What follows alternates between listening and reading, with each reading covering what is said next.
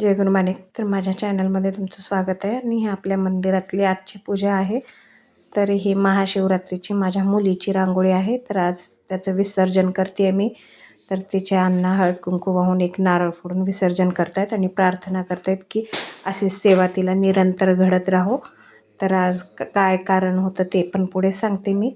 तर फुलवाती संपल्या होत्या, अगोदर फुलवाती भिजवल्यात आणि हे कडू जिरे मला एक औषध करायचं म्हणून आणून घेतले होते. तर आज आपल्या मंदिरामध्ये जनन शांती प्रयोग होता.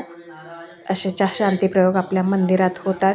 म्हणजे ज्या यजमानाला घराची वगैरे अडचण असते त्याची आपल्या मंदिरामध्ये असे शांती करून दिली जाते. तर यानंतर माझा स्वयंपाकमध्ये चालू होता आणि मंदिरामध्ये शांती वगैरे चालू होती. तर आज स्वयंपाकामध्ये भेंडीची भाजी, मुगाचं वरण, शेवग्याच्या शेंगा घालून आणि भाकरी केल्यात मी.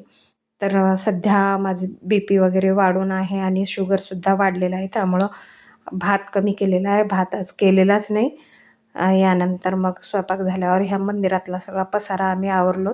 जेवण वगैरे करून संध्याकाळी फिरायला आमच्या ह्या गावातल्या महादेव मंदिरामध्ये आम्ही आलो होतो. तर हे आमच्या गावचं महादेव मंदिर आहे आणि हे आमच्या आहोनी केलेली ही पूजा आहे मंदिराची. हे याच मंदिरामध्ये पुजारी आहेत. यानंतर आम्ही घरापासून चलत आलो होतो आणि मग इथं आरती वगैरे केली. आता रोज आम्हाला फिरायला यायचं आहे, तर आपल्याला स्वार्थही होईल, परमार्थही घडेल यासाठी आम्ही महादेव मंदिराची निवड केलेली आहे.